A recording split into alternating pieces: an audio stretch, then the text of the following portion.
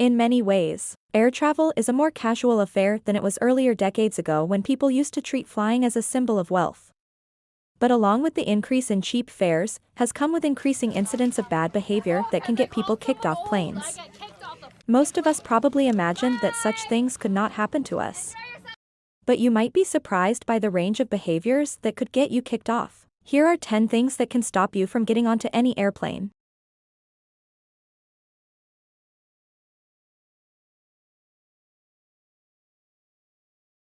Smelling bad or too good.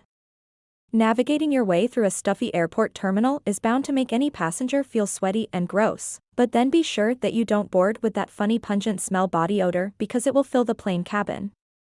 And unfortunately, if enough people complain, then you will be taken off the flight. Airlines don't expect their passengers to use roses, but the minimum you should do on the day you travel is take a shower or at least freshen up in the restroom before you board. And by freshen up, it doesn't mean drowning yourself in the duty-free perfume you picked up to disguise the smell, as this will probably get you the same result. One passenger was kicked off the plane because of his overpowering scent. The German man departing for Hawaii got his fellow passengers noted for his funky stench, and before long, the crew on British Airways politely told him he wouldn't be flying with them that day. Being too big. If you think eating a lot and growing fat does not affect you in any way, wait the day you will be taken off a plane, because of that excessive size. Airlines politely refer to them as passengers of size, and if they do not buy 2 seats to accommodate their extra girth, it could mean they'll have to get off the plane. Airplane seats are small, and safety measures mandate that everyone must be able to buckle themselves in during takeoff and landing. If you're carrying around a few extra pounds, you're probably safe to proceed with just 1 seat. But severely overweight passengers should call the airline in advance just in case. Even Hollywood folks have to abide by this rule. Take the case of famous writer and director Kevin Smith, who was publicly humiliated when he had to exit a Southwest flight after sitting down and stowing his bag because he was too fat for the seat. Looking sick. If you are not going for treatment in another country and you end up showing up for your flight exhibiting visual signs of illness, you might not be allowed to board. This protocol is always enforced during flu season or when there's some other highly contagious illness going around. And even if you can fake it until you're safely seated, you might not be in the clear. Anytime you're clutching your chest, sweating, or showing signs of a heart episode, the crew will take every precaution to make sure you receive proper medical attention, even if it means an emergency landing. Dressing inappropriately or too sexy.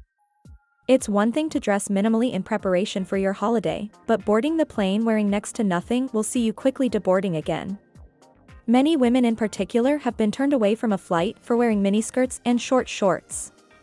A JetBlue passenger was barred from a flight since her long shirt and Daisy Dukes combo made it look like she was wearing a night dress. Dressing provocatively isn't just about revealing too much skin.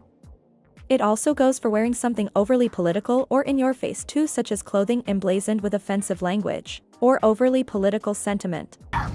If nothing else, it could cause offense or stir up conflict with another passenger on board, and this could mean a half hour of mediating an argument for one poor flight attendant. So, it's best to save the hot pants and aggressive tease for another time. Going barefoot. It's nice to take your shoes off, especially on a long flight, but remember you're not the only person on the plane. At the very least, keep your socks on. Because nobody on the plane will be ready of the outcomes. You should also put your shoes back on if you go to the bathroom. Walking around barefoot on the plane can get you tossed off that plane. Disobeying the flight attendants. This is a pretty quick way to not only piss off the flight crew but to also get you hauled off the plane when you refuse to follow the basic rules of plane safety. Veteran flyers may zone out when the flight attendants launch into their pre-flight safety demonstration before takeoff, but even longtime flyers listen to them once, so it's important that you pay attention since you'll never know when you need it. It's in the job description of a flight attendant to cater to the needs of each passenger and assist them in any way they can, but if you're the kind of passenger who needs to be asked 5 times to buckle up their seatbelt before takeoff or sit down, you could be seen as being disruptive and that'll get you kicked off the plane.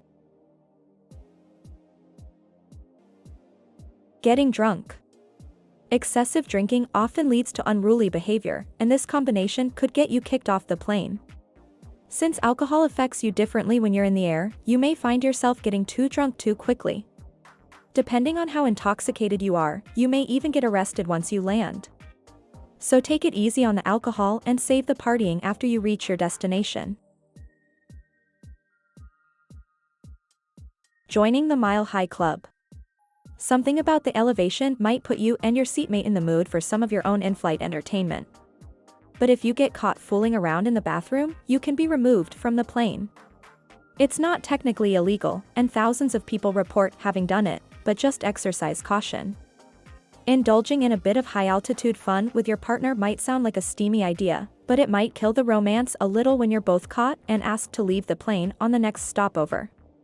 Despite how much movies and music videos might romanticize the idea of joining the Mile High Club, this doesn't actually happen as often as you might think, and the act itself is not technically illegal.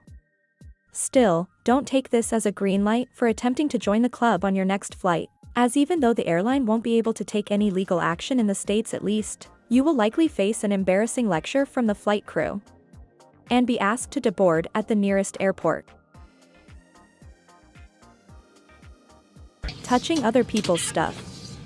If you damage the property of passengers, you can be removed as well. So even if it seems like the guy has totally taken over the overhead space with an oversized gift box, you should not try to fix the problem by cramming your bag in there and crushing his stuff.